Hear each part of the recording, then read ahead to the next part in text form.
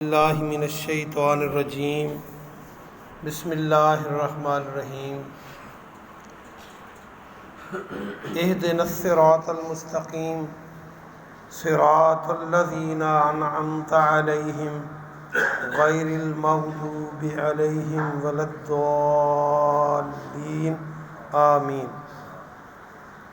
پچھلے درس میں ہم اہدنا الصراط المستقیم کی تفسیر کر چکے۔ آج ہمارا موضوع ہے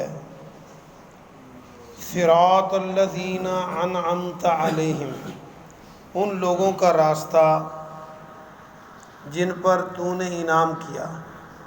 اس سے پہلے ہم نے کہا تھا کہ ہم کو سیدھا راستہ دکھا۔ اب کون سا راستہ؟ ان لوگوں کا راستہ جن پر تو نے انعام کیا۔ جب آپ یہ آیت پڑھتے ہیں تو اللہ سے یہ کہہ رہے ہوتے ہیں صراط الذین انعمت علیہم غیر المغضوب علیہم ولا الضالین، ان کا راستہ نہ دکھانا جن پر تیرا غضب ہوا اور جو گمراہ ہوئے۔ آمین آمین، آمین کا معنی ہے کہ اللہ قبول فرما۔ اب گمراہ ہونے والے اور جن پر اللہ کا غضب ہوا اور جن پر اللہ کا انعام ہوا، یہ تین گروہ یہاں پہ بیان ہوئے ہیں۔ ہم اللہ سے وہ راستہ مانگتے ہیں جن پر اللہ کا انعام ہوا۔ قرآن مقدس نے بھی ان کو بیان کیا ہے کہ جو شہداء ہیں، جو صدیقین ہیں، جو صحابہ کرام ہیں، جن پر اللہ کا انعام ہوا، یہ وہ لوگ ہیں جو اللہ کے ولی ہیں۔ ان کا راستہ کون سا تھا؟ ان کا راستہ قرآن اور حدیث کا راستہ تھا۔ ان کا راستہ گناہوں سے بچنے والا، نیکیوں کی طرف جانے والا راستہ تھا۔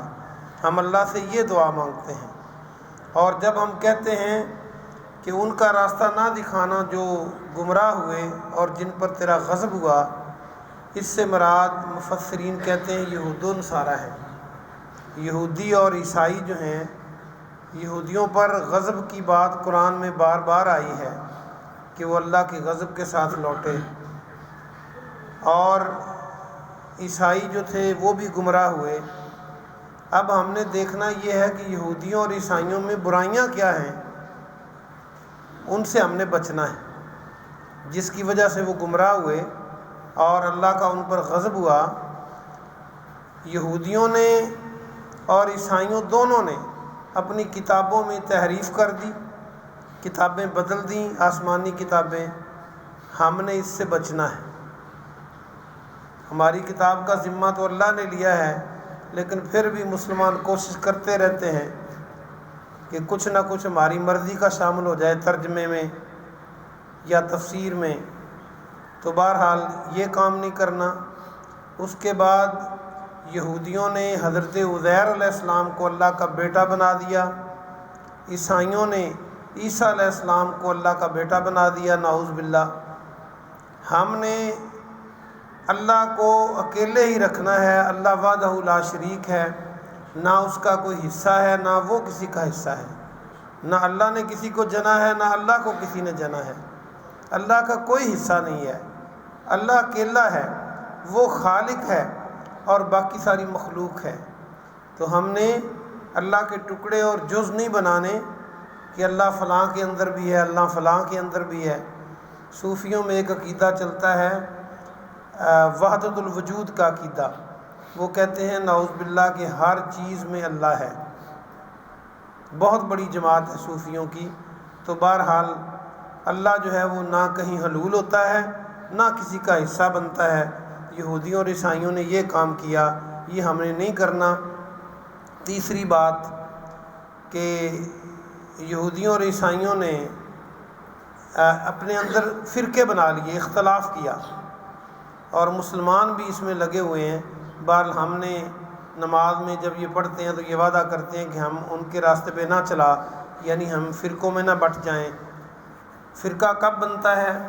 جب کوئی قرآن حدیث کے علاوہ دعوت دیتا ہے تو پھر فرقہ بنے گا۔ جب آپ کا سب کا یہ دعویٰ ہو کہ جو اللہ فرمائے گا، جو نبی پاک کا فرمان ہوگا، ہم اس کو مانیں گے، تو پھر فیصلہ ہو جاتا ہے، پھر اس میں اختلاف ختم ہو جاتا ہے آہستہ آہستہ۔ اور آخری جب امام کہتا ہے آمین تو تم بھی آمین کہو، صحیح بخاری کی حدیث ہے کہ جب امام آمین کہے تو تم بھی آمین کہو۔ ایک روایت اس طرح، مختلف روایتیں ہیں آمین کے بارے میں، اور حدیث میں آتا ہے کہ جس کی جب تم آمین کہتے ہو تو آسمان پر فرشتے بھی آمین کہتے ہیں، اور جس کی آمین فرشتوں کی آمین سے موافق ہوگی، مل گئی، اس کے پہلے گناہ اللہ معاف فرما دیتا ہے۔ تو اب اگر امام بلند آواز سے آمین کہے گا تو آپ پھر آمین کہیں گے نا۔ جب امام آمین کہے تو تم بھی آمین کہو۔ اگر امام دل میں کہے تو آپ کو کیسے پتہ چلے گا کہ اب آمین کہہ رہا ہے؟ ایک دو حدیثیں سن کے بات کو ختم کرتا ہوں، سنا کے آپ کو۔ ماں جی عائشہ رضی اللہ تعالی عنہ بیان کرتی ہیں، یہ ابن ماجہ کی حدیث نمبر 856 ہے۔ وہ بیان کرتی ہیں کہ ما حسدتکم الیہود، یہودی حسد نہیں کرتے علی شیء کسی چیز پر، یہودی کسی چیز پر اس سے زیادہ حسد نہیں کرتے، ما حسدتکم علی السلام والتامین، جو سلام پر اور آمین پر حسد کرتے ہیں۔ جو آپ السلام علیکم کہتے ہو، جتنا اس سے چڑھتے ہیں یہودی اور آمین سے چڑھتے ہیں، اتنا کسی اور بات سے نہیں چڑھتے۔ یہ ماں جی عائشہ رضی اللہ عنہ بیان کرتی ہیں کہ یہ نبی علیہ السلام نے فرمایا۔ تو اگر آپ آمین آہستہ کہیں گے تو یہودیوں کو پتہ کیسے چلے گا کہ آپ آمین کہتے ہیں، تو چڑھیں گے کیسے؟ اگلی روایت میں اس میں یہ بھی مسئلہ ہے کہ امام بھی آمین کہے اور مقتدی بھی آمین کہے۔ بخاری کے اندر وہ میں حدیث آپ کو سنا چکا ہوں۔